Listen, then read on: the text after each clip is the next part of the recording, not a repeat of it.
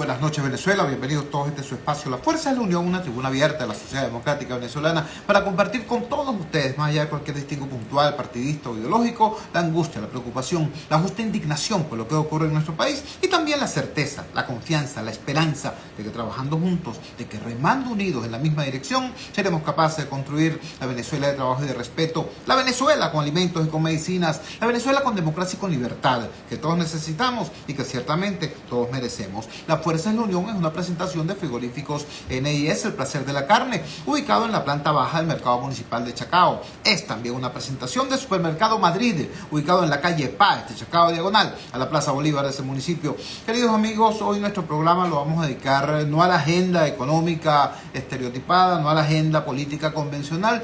Vamos a hablar de las realidades de la gente, vamos a hablar de esa agenda ciudadana, de la agenda de la salud, de la agenda de la economía, de la agenda de las realidades, de la agenda de los alimentos, de esa agenda de la gente que desgraciadamente suele no aparecer cuando se trata de ver lo que está saliendo en los medios.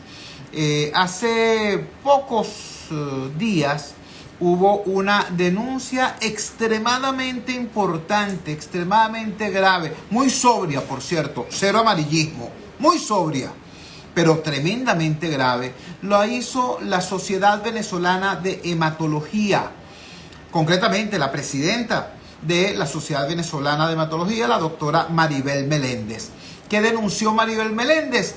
Denunció, palabras más, palabras menos, que existe una tremenda irregularidad, que existen bancos de sangre irregulares, para no decir ilegales, para no hablar de un mercado negro de la sangre.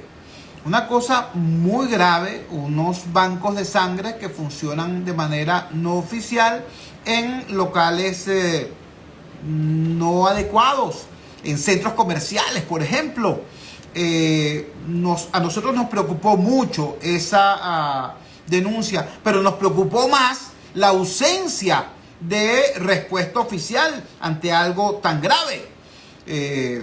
Tenemos en línea precisamente a la doctora Maribel Meléndez. Doctora Meléndez, muchísimas gracias por atender nuestra llamada desde el Gigante Rumbos. Muy buenas noches. Por favor, comparta con la audiencia los extremos de este planteamiento hecho por usted desde la instancia institucional, desde la Sociedad Venezolana de Hematología. ¿Cómo es eso de que hay bancos de sangre irregulares, para decirlo menos? La escuchamos. Muchísimas gracias, Hugo, por la invitación a este programa que tiene tanta audiencia. Fíjate, el motivo por el cual la Sociedad Venezolana de Hematología decide sacar a la palestra pública el problema es porque en Venezuela, en este momento, en toda la geografía nacional, hay una proliferación de bancos de sangre y de laboratorios, de servicios de laboratorio, que es increíble. O sea, si uno se pone a ver, yo creo que acá en Venezuela lo que son los bodegones, los servicios los bancos de sangre y los laboratorios son los que más han proliferado. O sea, y la farmacia. Entonces, todo alrededor de la salud. Entonces, nosotros nos han llegado denuncias de personas que dicen que, bueno, yo conseguí la sangre en un banco de sangre en un centro comercial. Yo conseguí la sangre en un banco de sangre en un local cerca del Hospital Pérez Carreño. Yo conseguí la sangre en un hospital cerca de un local en la Plaza Capuchino. Y así por el estilo. Y en el interior de la República exactamente igual. Ya desde el año 2021 la sociedad había venido recibiendo denuncias y nosotros las pasábamos a las autoridades que son los de la Contraloría Sanitaria. Y uno debe decir las cosas buenas y las malas. En el 2021, en el 2022 se cerraron locales que estaban apareciendo en sitios tan inapropiados como en el estado de Yaracuy, frente a un hospital, en un lugar donde funcionaba una frutería. Ahí pusieron un banco de sangre. Entonces, por supuesto, eso fue cerrado. Y aquí en otros sitios también inapropiados. Pero desde el año pasado para acá, hemos visto como la proliferación ha sido mayor, pero además lo peor de todo es la propaganda en las redes sociales. Entonces, tú puedes conseguir, si usted pone en Instagram, bancos de sangre, Caracas, o pone Katia, o pone San Martín, y le van a aparecer una cantidad de centros que están ofreciendo sangre para transfusiones ambulatorias, transfusiones dentro de hospitales, porque lo más descarado es que ponen, si el paciente es de un hospital, descuento, y te lo ponen, te lo escriben. O sea, lo peor es que eso está en las redes sociales. O sea, cualquier autoridad que de verdad quiera ponerle freno a esto, lo único que tiene que hacer es meterse en Instagram. Ahí va a encontrar hasta las ubicaciones. Pero además, lo más lamentable es que encima, como si esto fuera poco, hay personas también que para adquirir la sangre le hacen los contactos de vía telefónica, WhatsApp, etcétera, y sin ir a un local, porque esos que he nombrado ahorita son personas que van a un local que funciona como un banco de sangre. Pero también hay personas que las contactan y les entregan la sangre en una estación de metro, en una red de cadenas de alimentos, de comida rápida, en cualquier plaza, en una bolsa. O sea que hay un delivery de sangre. Las bolsas de sangre se las entregan en una bolsa cualquiera de papel, y tú dices, Dios, y esto está ocurriendo en Venezuela en esta época, cuando las transfusiones, nosotros sabemos, y tú, Chuba, especialmente, que eres una persona que siempre has estado al lado de lo que es la legalidad, sabes que, en primer lugar, la sangre es como un medicamento. O sea, es un medicamento esencial, es un recurso natural, es un bien público. Solamente se consigue en las venas de los donantes, pero además es un trasplante, es un tejido vivo que tú le estás administrando a la persona. Como la salud es un derecho fundamental de la sociedad, el Estado debe garantizarla. Por lo tanto, si se están violando las normativas, si se están violando las formas, porque la ley de Venezuela dice que todo lo que es relacionado con la donación, incluso la captación del donante, la donación, la selección de ese donante, las pruebas que se le realizan, el fraccionamiento de esa sangre, el almacenamiento, la distribución y la transfusión de sangre debe hacerse en un banco de sangre. Y según la ley, los bancos de sangre deben funcionar en centros hospitalarios, tanto públicos como privados. No me busques ningún recoveco para aceptar que un banco de sangre esté en la escalera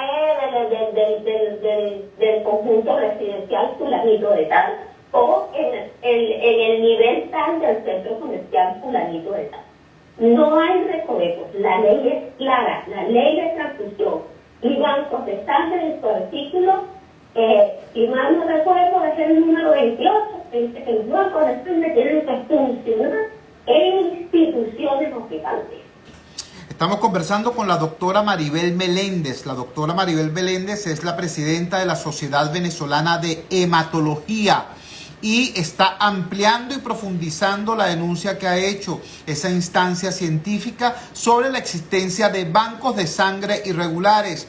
Debo puntualizar tres cosas. En primer lugar, que el tema de la sangre es una necesidad urgente e inelástica. Es decir, ¿cuándo requiere sangre una persona? Cuando se ha producido un accidente fatal, un accidente terrible que implica entonces que hay que auxiliar a esa persona con transfusiones de sangre, o cuando hay una operación quirúrgica.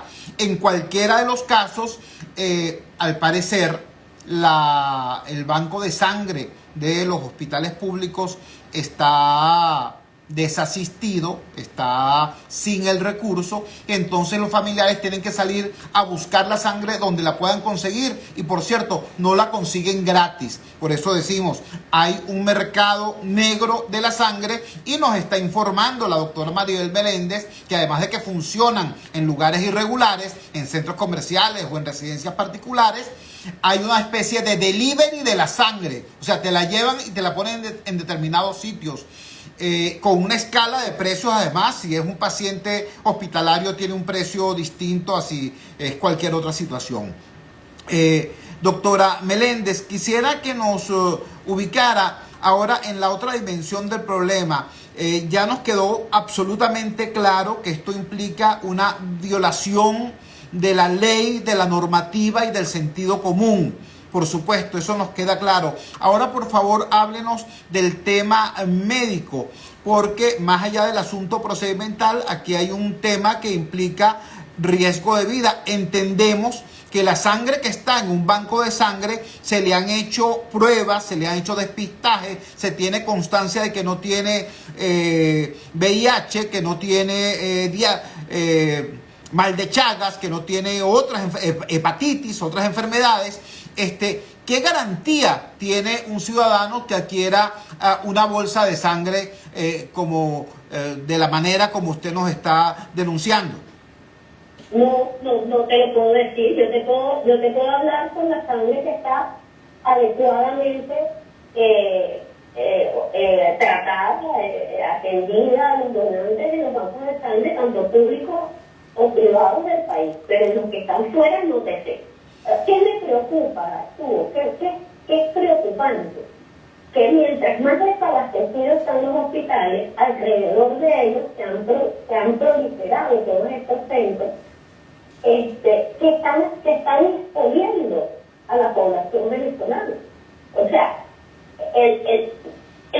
cada individuo que va a un hospital debe asumir el tratamiento, debe asumir las pruebas, debe asumir los laboratorios, debe asumir, y ahora los bancos, también el banco de sangre.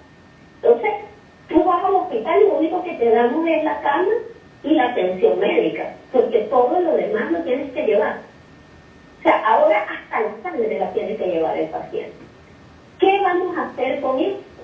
O sea, ¿cómo podemos de alguna manera paliar esto? Bueno, nosotros pensamos que un ciudadano consumidor de bancos de sangre informado podrá contribuir para que se cumplan las normativas y explicarle a este paciente, familiar, amigo, que no debe caer en estas normativas ilícitas, en estas conductas ilícitas, y que tenemos que exigirle a las directivas de nuestros hospitales que los bancos de sangre funcionen. Todo esto es sencillamente producto de lo desasistidos que están los bancos de sangre hospitalarios. Y por supuesto, en este país donde lamentablemente justificamos las cosas malas, porque bueno, que el hospital, el banco de sangre no funciona y el paciente se le va a morir, que pague por la sangre. Pero él va a pagar. Pero ¿a quién le está pagando? ¿Quién se está beneficiando de esto, Chugo? Porque es que es llamativo. Es terriblemente llamativo. Mira, te voy a dar unos datos estadísticos que nosotros como sociedad estamos manejando. En nuestro país, yo creo que es el país que por metro cuadrado más bancos de sangre tiene. Nosotros tenemos 352 bancos de sangre. Pero oye, 157 bancos de sangre de esos 352, que representan el 73.3% de los bancos de sangre del país, atienden menos de 1.000 donantes al año, donantes de sangre al año. ¿Qué está pasando?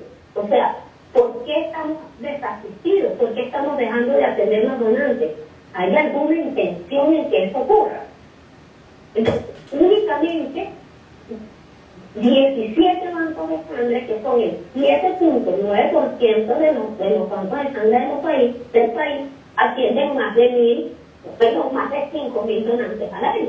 Muy curioso. Esos son bancos de sangre de hospitales grandes, ¿ok? Pero ¿qué pasa? Tenemos los hospitales que no están operando, no están hospitalizando, no se están haciendo cirugías electivas. Todo eso trae en detrimento que los bancos de sangre no atiendan a los donantes. Entonces, mira cómo estamos, ¿a dónde estamos? Donde tenemos un sistema de medicina transfusional que está totalmente desasistido abandonado y hace que los pacientes sean presas y caigan fácilmente en este negocio que hay ahorita alrededor de los bancos de sangre.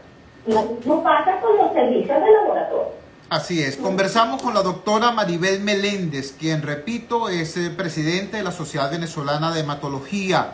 Está denunciando o está ampliando la denuncia que formuló sobre la existencia de bancos de sangre irregulares y está poniendo de manifiesto cómo esto afecta sobre todo a la inmensa mayoría que acude a los hospitales públicos en busca de auxilio urgente y acude a los hospitales públicos porque no tienen recursos con que asistir a otro tipo de atención médica privada. Doctora Meléndez, antes de concluir este contacto, quisiera que nos explicara de qué manera operan entonces estos bancos de sangre, porque ya vimos primero el tema médico-legal, segundo el tema del despistaje necesario que debieran tener y que no se sabe si tienen esta sangre obtenida de manera irregular. Y en tercer lugar, ahora quisiera preguntarle por qué está ocurriendo en esos espacios inadecuados, es decir, en esas casas de familia o en esos centros comerciales donde hay bancos de sangre. ¿Qué está ocurriendo? ¿Cómo se deshacen, ¿no?, de los tejidos, de las muestras ya utilizadas? Es decir, ¿qué certeza se tiene de que el proceso de manipulación de ese tipo de tejidos es hecho correctamente y que no está generando un problema de salud pública? Por supuesto que los bancos de sangre hoy están laborando de manera ilícita, ilegal, sin autorización, sin fiscalización, sin control, ¿verdad? Por supuesto que los desechos biológicos deben estar yendo a las cloacas, a las tuberías normales de los edificios residenciales, de los centros comerciales, a las calles, porque nosotros sabemos que la mayoría de las cañerías, las excretas, la disposición de las aguas negras del país, de algunas ciudades y zonas están muy precarias, y eso va a ser un problema de salud pública. Potencialmente, esos desechos pudieran estar contaminados con VIH, con hepatitis B, con hepatitis C, con SARS, con sífilis, con HTLV1 y cualquier otra enfermedad que pudiera estar transmitiendo. Entonces, lo mismo pasa con los laboratorios clínicos, ¿ok? Eso es muy importante, porque si tú no puedes garantizar que las pruebas se hagan, entonces, después que existen las donaciones que dieron positivas, ¿qué haces con estas muestras? Porque a los centros hospitalarios, el hacer urbano nos obliga a tener unos mecanismos de manejo de los desechos biológicos que son sumamente estrictos, y las multas son sumamente costosas. Entonces, a los que estamos legal sí, pero al que está ilegal siendo supervisa. Dicho de otra manera, no hay control, no hay fiscalización, el tuerto será el rey. Doctora Meléndez, quiero agradecerle altamente que nos haya regalado estos minutos, que haya utilizado esta humilde ventana para ampliar y profundizar los términos de su denuncia original, y cuente con que desde este espacio le haremos seguimiento a este tema y tendremos futuros contactos para saber qué evolución y sobre todo qué respuesta institucional ha tenido un planteamiento tan serio y tan grave como el que usted ha formulado. Muchísimas gracias y buenas noches. Buenas noches a ti. Gracias. Gracias a usted. Era la doctora Maribel Meléndez, presidenta de la Sociedad Venezolana de Hematología. ¿Por qué sacamos este tema a colación? Bueno, porque ustedes escuchan a los políticos diciendo, por ejemplo, Venezuela es un estado fallido, ¿no? La gente de oposición y la gente del gobierno diciendo, no, eso es falso, aquí no hay crisis. Pero ni unos ni otros aterrizan en temas tan duros, tan claves como este que acabamos de tocar. Bancos de sangre piratas.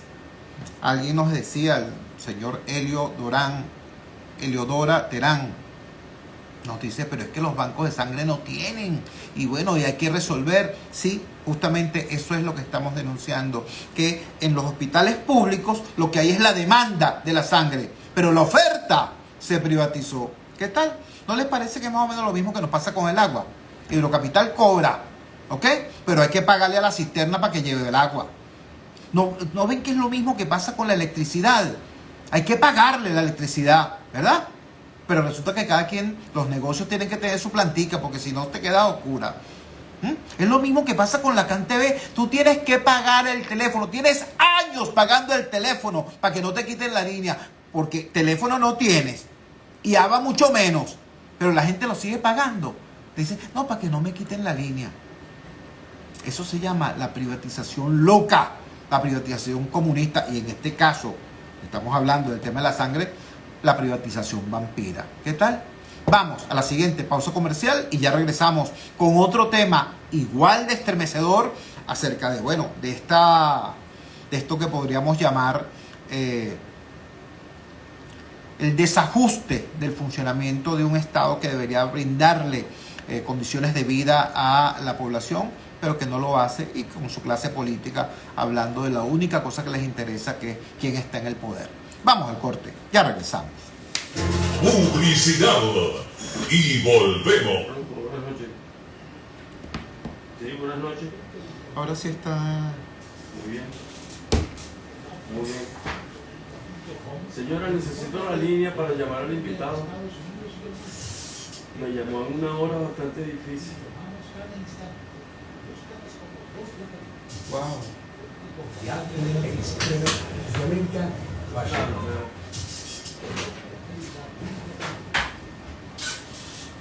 Entonces, mañana se queja con que... Y continuamos con La Fuerza es la Unión. Regresamos a La Fuerza es la Unión. Así como ocurre con el tema de la sangre, ocurre con otro tema fundamental, que es el asunto nada más y nada menos que de los alimentos. En fecha reciente, el presidente del Centro de Estudios Agroalimentarios, el sociólogo Edison Arciniegas, dio una declaración realmente preocupante. Nos dice que 1 de cada 2 alimentos que se consumen en el país viene de contrabando. Pasa por trochas, pasa por puertos de manera ilegal. Ya eso es un problema. El tema de violentar la legalidad.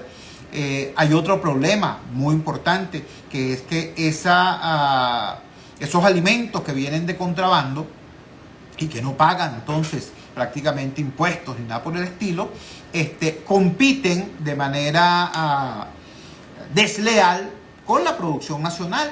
Nuestros productores tienen que pagar impuestos, tienen que pagar insumos, tienen que pagar salarios, y algo muchísimo peor, tienen que pagar matraca.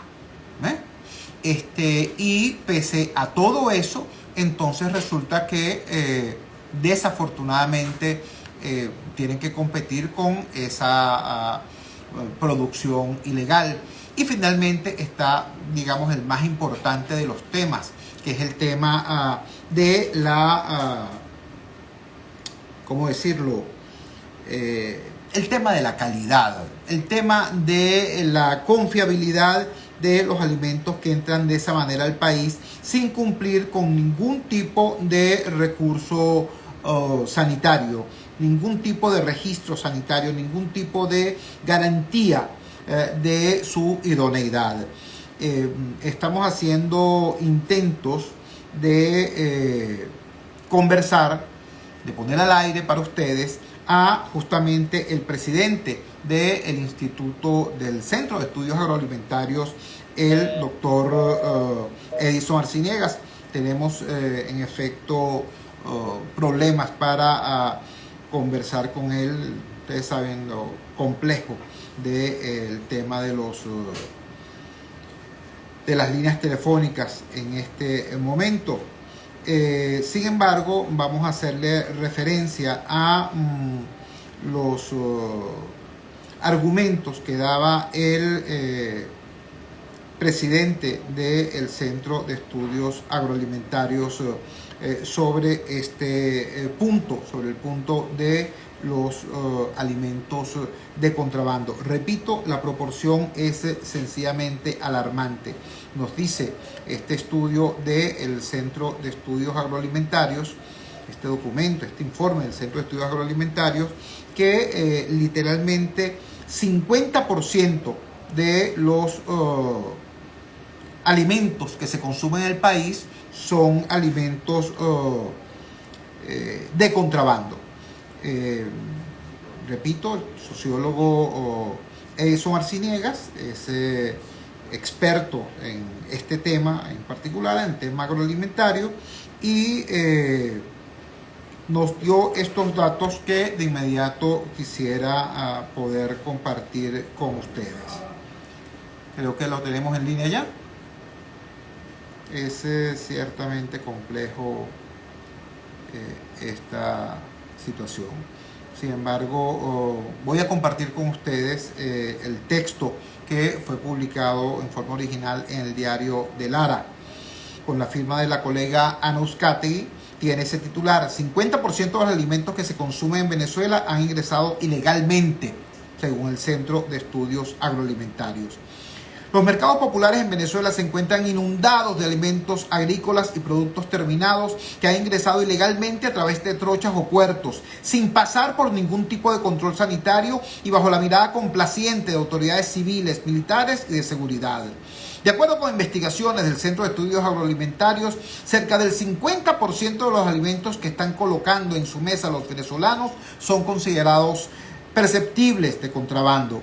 Esta situación está generando graves daños de salud pública y son una puñalada trapera, entre comillas, para la producción nacional agrícola e industrial, porque el contrabando compite en desigualdad de condiciones tanto en precio como en calidad, afectando 3.4 millones de puestos de trabajo directos en Venezuela.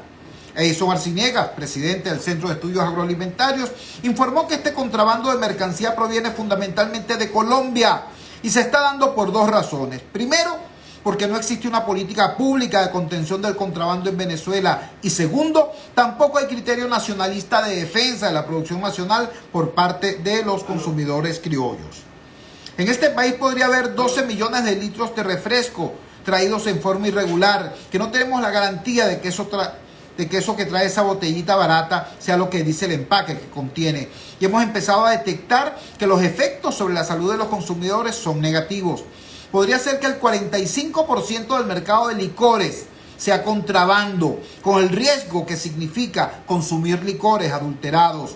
Podría ser que el 60% de las hortalizas que están comiendo los venezolanos sean de contrabando y que en el caso de los fertilizantes sea entre el 35 y el 40% del mercado. En rubros como sacos o empaques, el contrabando alcanza el 40%, resaltó. Los daños que ese delito está ocasionando son graves, comenzando porque mucha de esa mercancía no es nacionalizada y por lo tanto no pasa por fiscalización sanitaria, llegando a ingresar plagas que afectan la salud vegetal de cientos de cultivos. Además, la mayoría de los productores del campo y manufactura nacional trabajan en condiciones hostiles, como alta inflación, un tipo de cambio sobrevaluado, sin acceso a créditos ni incentivos fiscales, escasez frecuente de combustible, fallas en servicios básicos como agua y electricidad, vías públicas y agrícolas y vías agrícolas deterioradas, inseguridad en alza y el cobro de coimas o matraca en los puntos de control policial o militar.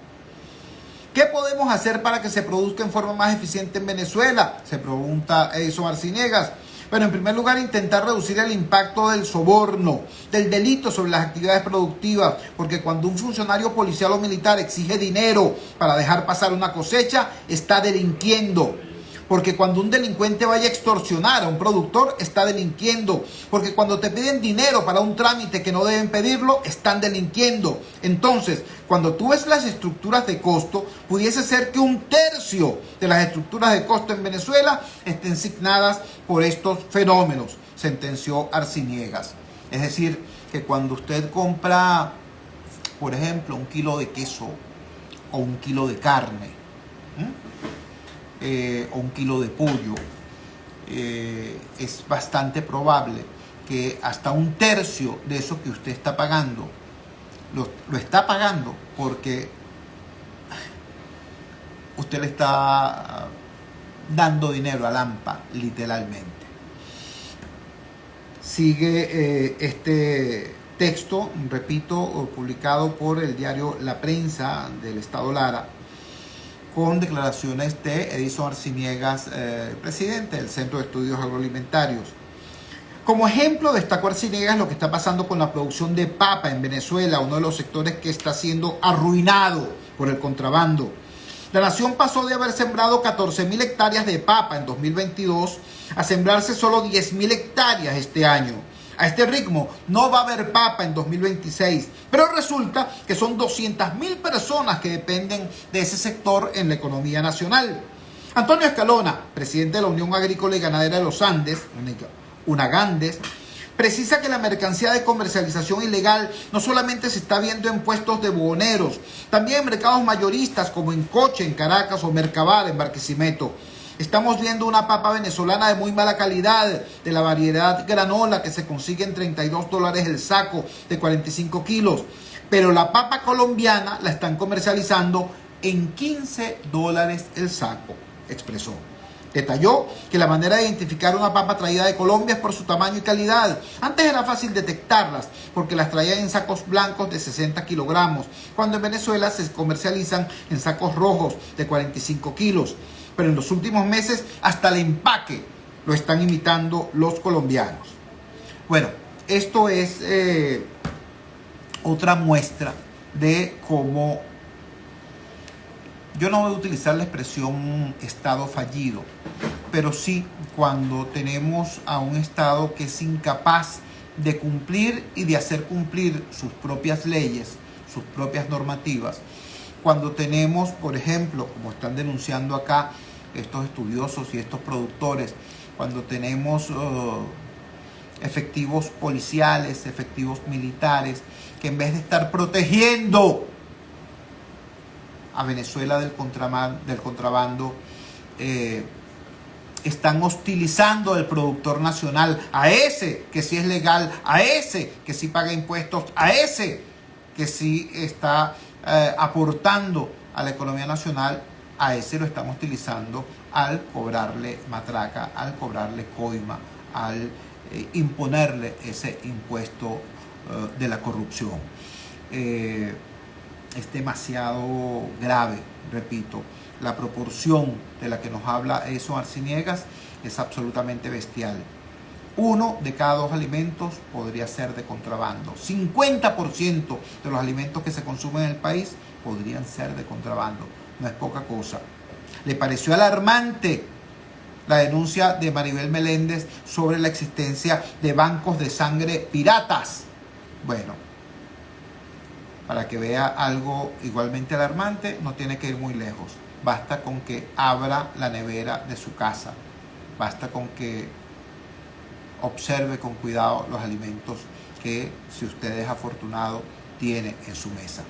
Cuando son las 8:32 minutos, vamos a la siguiente pausa comercial. Vamos a identificar la valiente señal del gigante Rumbos y ya regresamos con muchísimo más de La Fuerza. La fuerza es la unión. Ya regresamos con La Fuerza es la unión.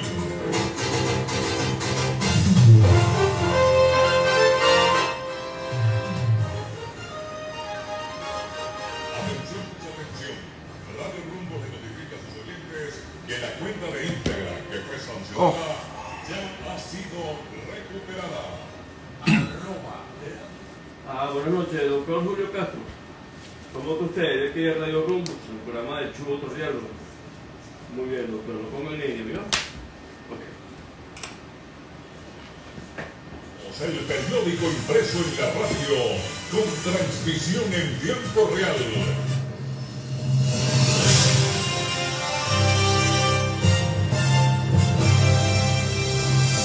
Por Instagram, @Radio Rumbo 670 AM. La mejor información para todo el país, con nuestros reporteros en cada estado. Radio Rumbo se crece cada día. Con su programación a nivel nacional. ¡Gigante!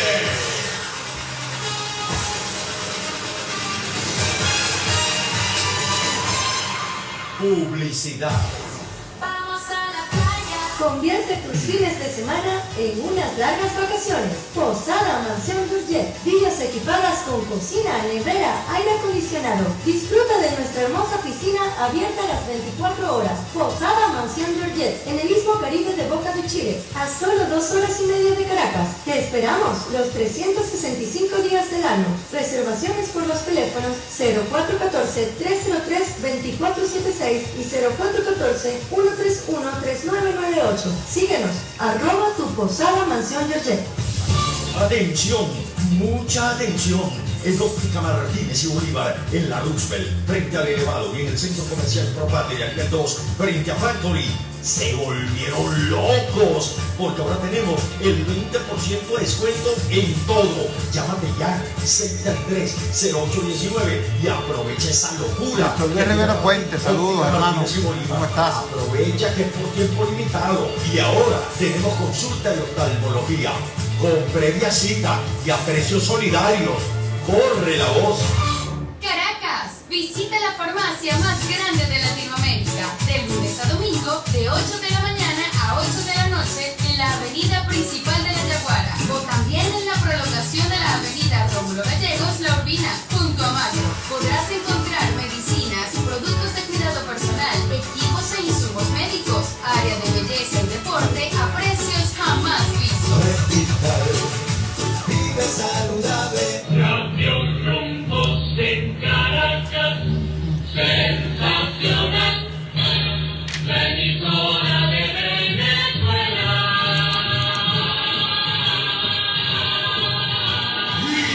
¡Gigante! Son las 8:36. Publicidad. Y volvemos. Ingresa desde tu móvil o laptop a vozdeamerica.com e infórmate de lo que ocurre en Estados Unidos y el mundo. La secretaria del Tesoro de Estados Unidos, Janet Yellen, aseguró de Martín Rodríguez, Voz de América. En redes sociales informamos a cada instante. Desde la Casa Blanca reporta Jorge Agobián, de la Voz de América. Búscanos como Voz de América, una fuente confiable de noticias. El comunicador popular, Chuo Torrealba, en La Fuerza es la Unión. Regresamos a La Fuerza es la Unión. Insisto en un punto, a mí no me interesa estar utilizando frases cohete, expresiones altisonantes, propias de pancarta o de discurso. Eso de decir, Venezuela es un estado fallido. Puede que signifique mucho, puede que no signifique nada. Me interesa más bien ir a puntos concretos y ver qué ocurre en espacios muy sensibles, en temas muy sensibles para la vida del día a día del ciudadano. Hemos hablado sobre la denuncia hecha por el Centro de Estudios Agroalimentarios. 50% de los alimentos que se consumen en Venezuela pudieran ser de contrabando, lo cual, entre otras cosas, más allá del tema económico, más allá del tema de la legalidad, está su impacto en términos de la salud, porque esos alimentos que entran por trochas o por puertos, pero sin responder a ningún tipo de control sanitario, pueden afectar ciertamente la salud, no solamente la salud humana, sino también la salud vegetal al traernos enfermedades de otras latitudes. Conversamos también con la doctora Maribel Meléndez, presidenta de la Sociedad Venezolana de Hematología, quien nos dice que hay un mercado negro de la sangre, hay un delivery de la sangre, bancos de sangre que funcionan en forma no oficial en lugares como residencias particulares o centros comerciales. Bueno, vamos a un tercer punto, un tercer tema extremadamente delicado también. Yo debo confesarlo, no tengo ningún empacho en hacerlo. Esta entrevista que vamos a hacer, esta conversación que vamos a sostener, es derivada de una conversación que yo le escuché a mi buen amigo Román Losinski con el doctor Julio Castro y con la jefa del servicio farmacéutico de la Policlínica Metropolitana. A propósito de un tema también muy, muy delicado. el registro sanitario de los medicamentos que se expenden en nuestro país. En primer lugar, se están expendiendo medicamentos en lugares tan insólitos como los tenderetes de los bodegoneros o los bodegones.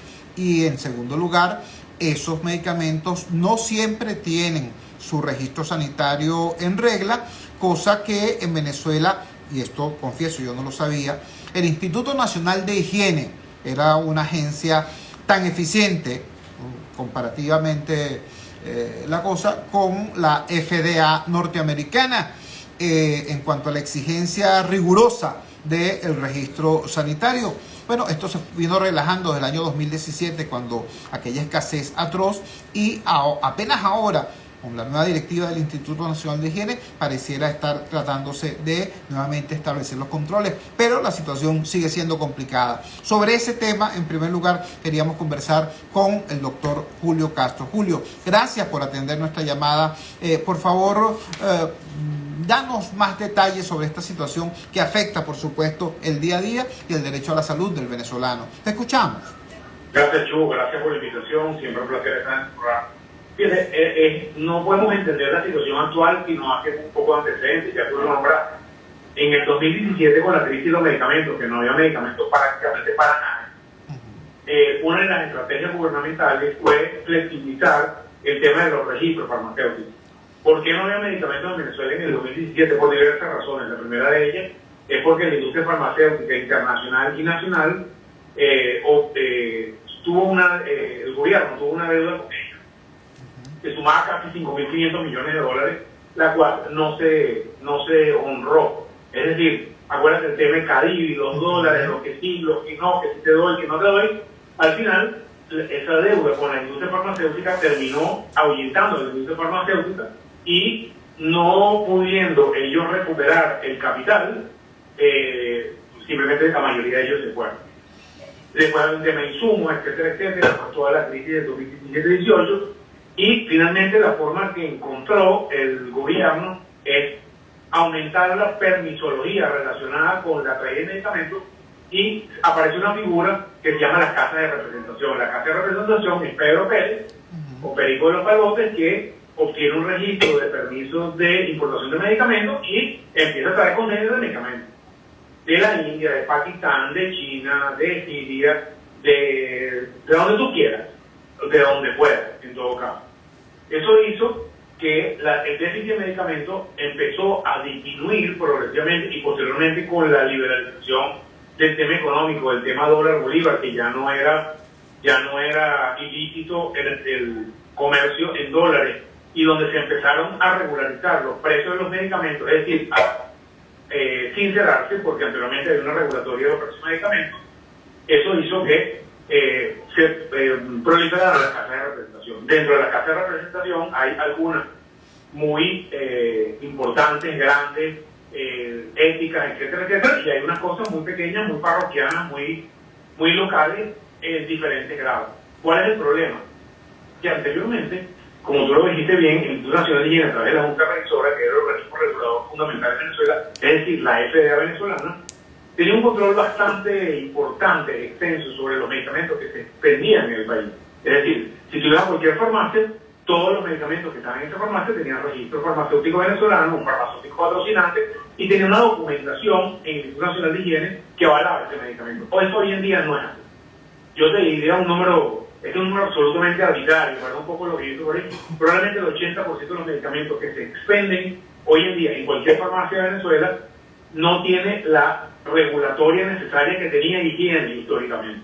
Es decir, que el medicamento que tú trajiste de Pakistán tiene un certificado de origen, tiene un certificado de buenas prácticas y tiene una serie de documentación dentro de higiene que certifica que ese medicamento pueda ser extendido en Venezuela.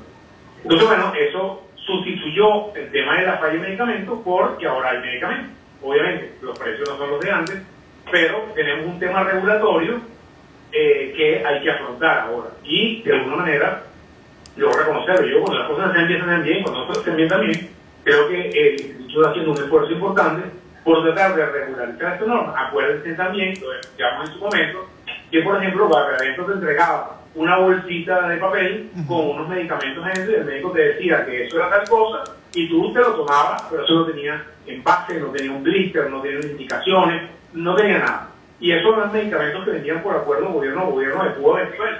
Y esos medicamentos pues tampoco pasaron por estas normas regulatorias. Toda esta irregularidad han venido pasando. Yo creo que hay que hacer un esfuerzo importante desde las autoridades, también desde los prescriptores, pero también desde la comunidad, la sociedad, para tratar de encaminar esto, porque eso es una parranda de medicamentos que hay, que algunos de ellos tienen una norma y otros no. El problema es que el usuario al final, ni siquiera los prescriptores, sabemos cuál sí y cuál no. Claro. Y eso es un problema para el usuario. Entonces tú te encuentras un medicamento que cuesta desde $1 hasta el mismo medicamento, el mismo producto farmacéutico que puede costar $25. Hay esa variación de diferencia en precio. Entonces, el punto final es que cualquier usuario que vaya a comprar un medicamento en una farmacia tiene que tener la garantía de que ese medicamento tiene los registros necesarios en Venezuela y que tiene toda la documentación necesaria para ser vendido. Aquí no hemos hablado de ilícitos, ¿okay? Porque eso es otra historia. O sea, vender medicamentos en un bodegón es igual de ilícito que venderlo en la reunión veterinaria, exactamente igual. Porque esos no son centros que están certificados para entregar y vender medicamentos. Entonces, todo esto está pasando ahorita, más allá del tema regulatorio, hay un tema de ilícito, hay falsificación de medicamentos. Es decir, tú puedes comprar un medicamento antibiótico X, que tiene un polvo, una ampolla, o que te lo mandaron tienes que llegártelo todos los días, y puede ser que lo que tenga dentro sea tal. Eso no es nuevo en Venezuela. Eso no es nuevo en ninguna parte del mundo. Eso es una superindustria, la falsificación de los medicamentos, pero también hay medicamentos que llegaron a Venezuela, lo mismo con el COVID, medicamentos que venían de Colombia, por ejemplo. Y eran medicamentos que cuando verificábamos el número de rastreo, porque eso es como la placa del motor de un carro, resulta que ese lote se lo robaron lo declaró el laboratorio X en Colombia, robado, y apareció en Venezuela. Dios. Y era un medicamento que necesitaba refrigeración, por ejemplo. Entonces, ¿qué garantía tiene una persona que paga $3.500 por un medicamento para el COVID en ese momento, que se lo vendió a alguien hasta por web o por las redes sociales, de que tenía la certificación y la viabilidad necesaria? Todo eso está pasando en el país en este momento, y es algo sobre lo cual hay que buscar unas formas de control, donde tiene un peso importante la parte regulatoria por parte gubernamental, pero también hay un tema de los prescriptores, también un tema de la sociedad, que tenemos que ponernos de acuerdo para hacer que los medicamentos sean mucho más seguros para todos. Estamos conversando con el doctor Julio Castro, médico infectólogo venezolano, a propósito de este tema.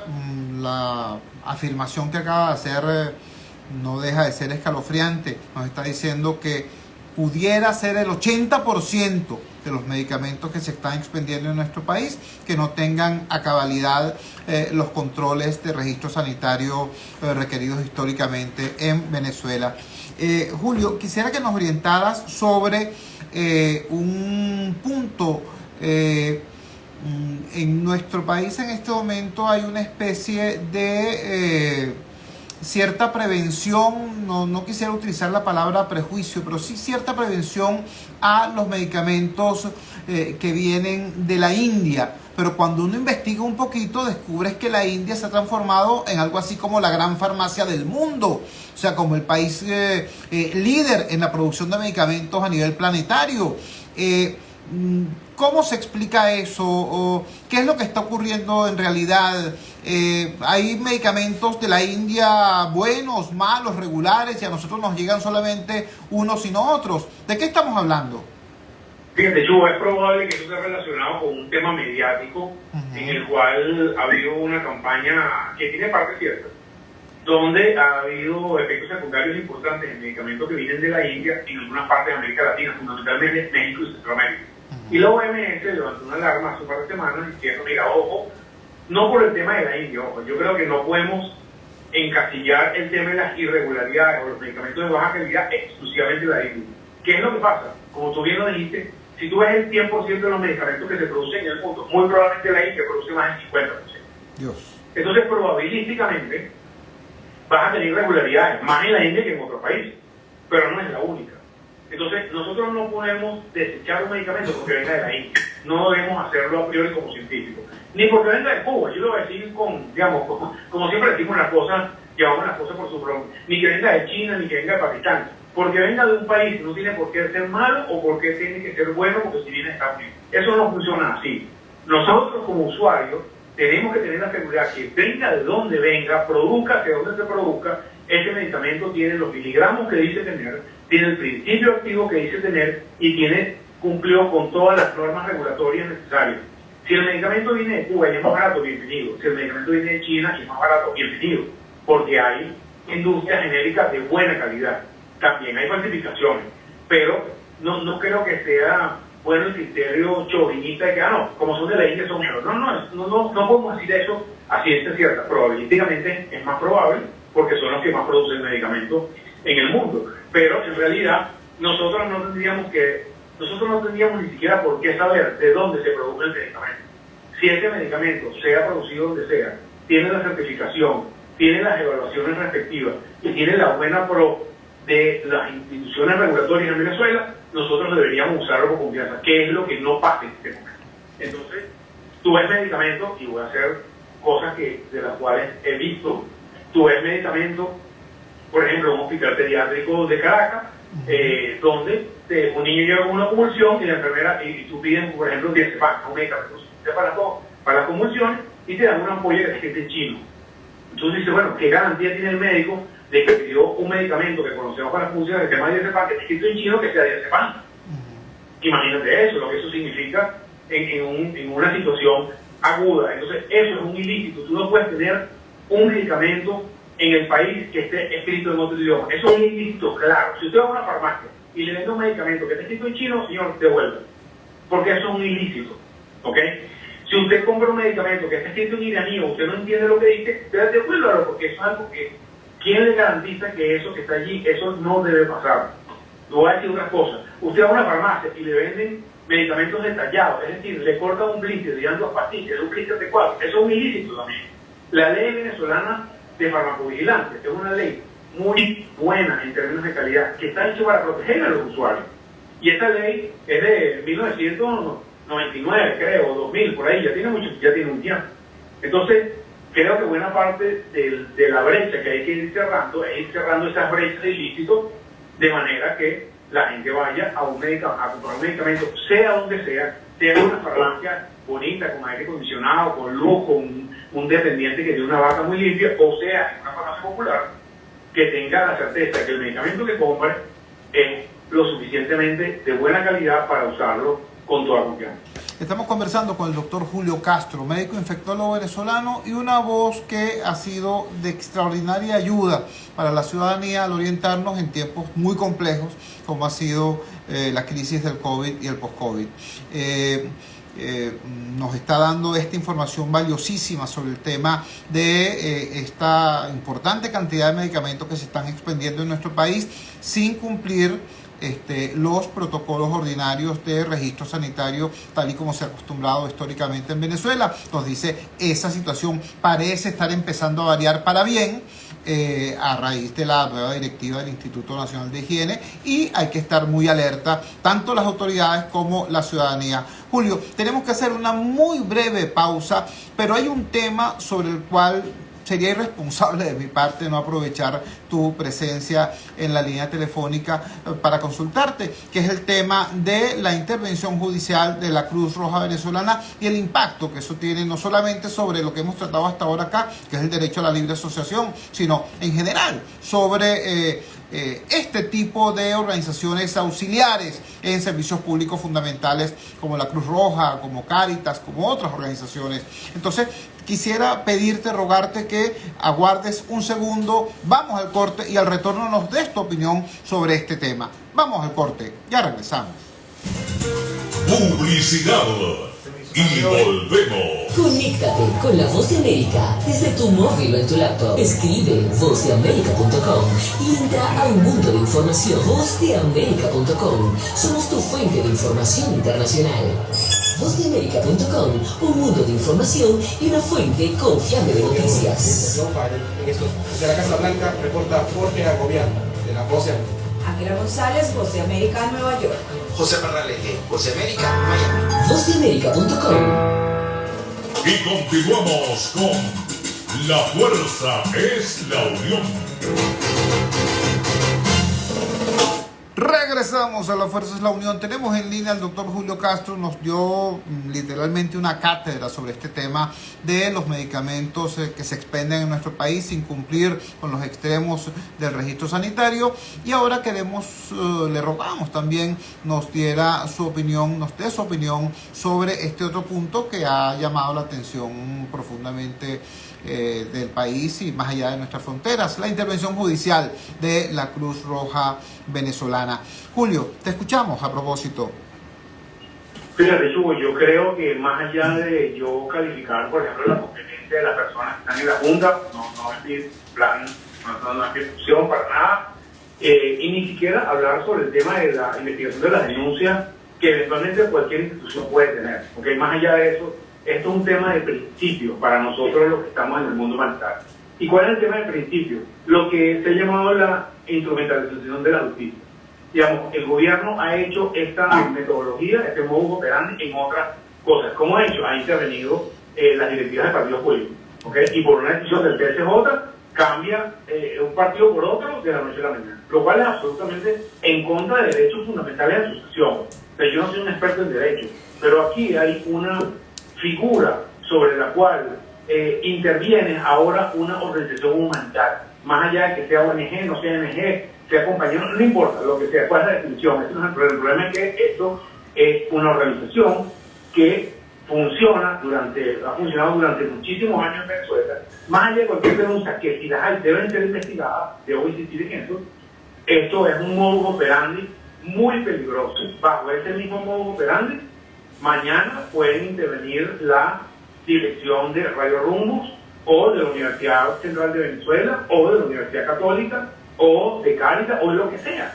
¿Okay? Aquí hay una figura jurídica muy complicada y más allá de eso, esto para nosotros debería ser un problema de principios. ¿Okay? Y los principios no se negocian históricamente. Entonces creo que eso está muy mal. ¿Okay? Y lo que mal empieza termina mal. Por lo tanto, una vez que eso empieza mal, todo lo que va en consecuencia de eso sigue estando mal. Entonces, más allá de que yo creo que fulano o sultano que están en la Junta, que lo nombraron, que no lo nombraron, que son idóneos, que no son idóneos, esta no es la discusión.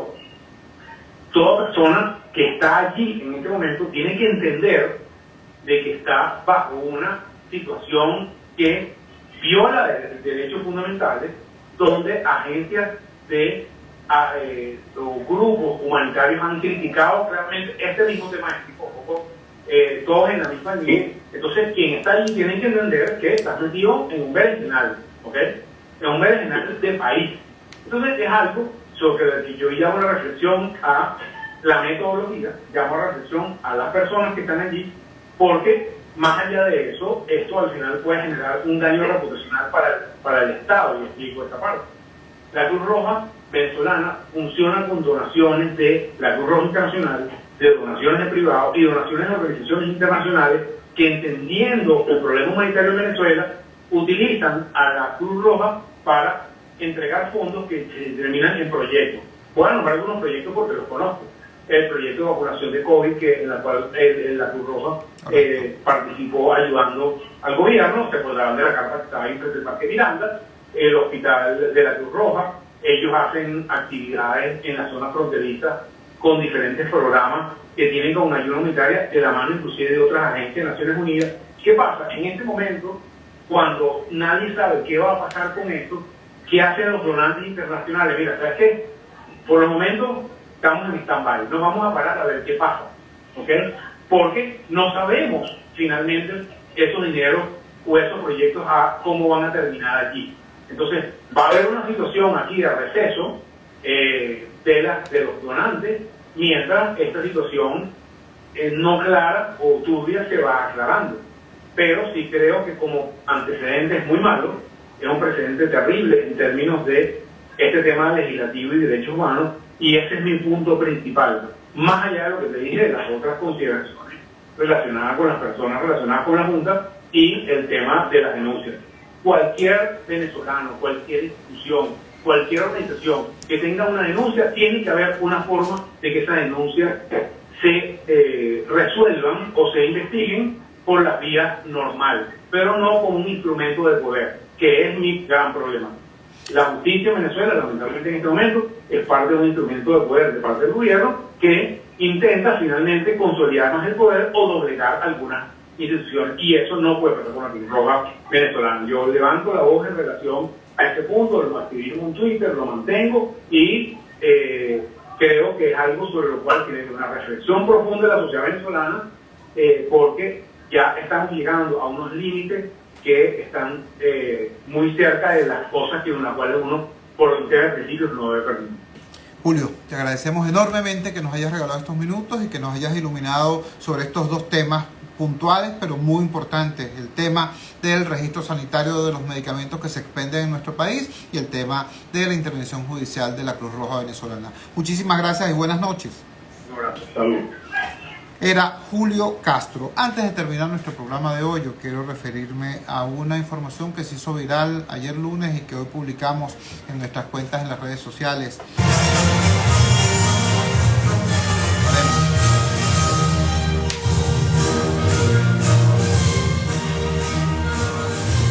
Bienvenidos y bienvenidas. A continuación, una Bueno, queridos amigos, televisión por su derecho a recibir. Tuvimos que cortar abruptamente nuestro programa por la irrupción de una cadena nacional. El comentario que íbamos a hacer lo haremos mañana. Estamos de todas maneras sobre la hora. Un gran abrazo. Nos encontramos mañana a las 8 de la noche en la señal de Radio Rumbo. La cuarta cumbre de la Amazonía en Belém do Pará, Brasil, con la participación Falta de respeto, de las 8 naciones que la integran. De inmediato resumimos.